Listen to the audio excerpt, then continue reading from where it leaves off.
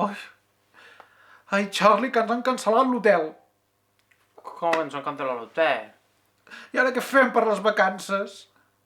¿Pero por qué lo han cancelado? Por esto del corona. Pues si aún falta mucho. Pero por seguridad. Caray, ¿y ahora qué hacemos?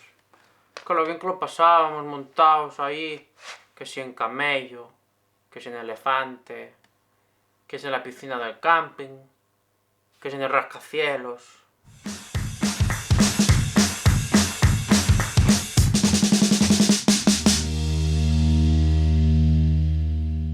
Mira, amb les ganes que teníem els dos d'anar de viatge, perquè ens hem pagat cada viatge aquí on ens veieu.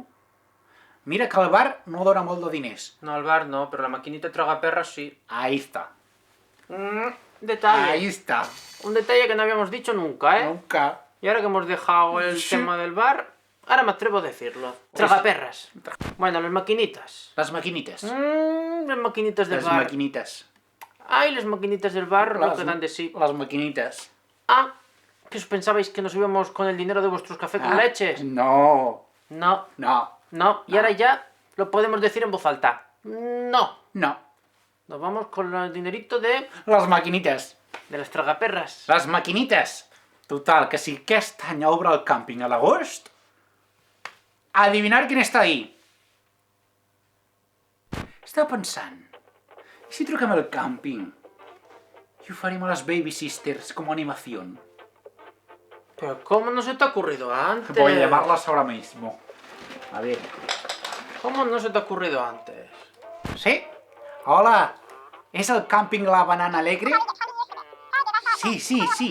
No volem reservar per ara, sinó per l'agost. Acento inglés, acento ¿Inglés? inglés, acento inglés. Uy, la... Acento inglés, no hables en inglés, acento Ah, inglés. no sé hacer acento inglés. Por favor, dame. ¿Qué le digo? Las Baby Sisters quieren actuar en el camping La Banana Alegre. Hola, buenas tardes. Queríamos decirles que tenemos una oferta muy especial para ofrecerles. Tenemos un grupo muy famoso Inglaterra. de Inglaterra que puede actuar en su camping. Las llaman Baby Sisters. S'il vous plaît, please don't go.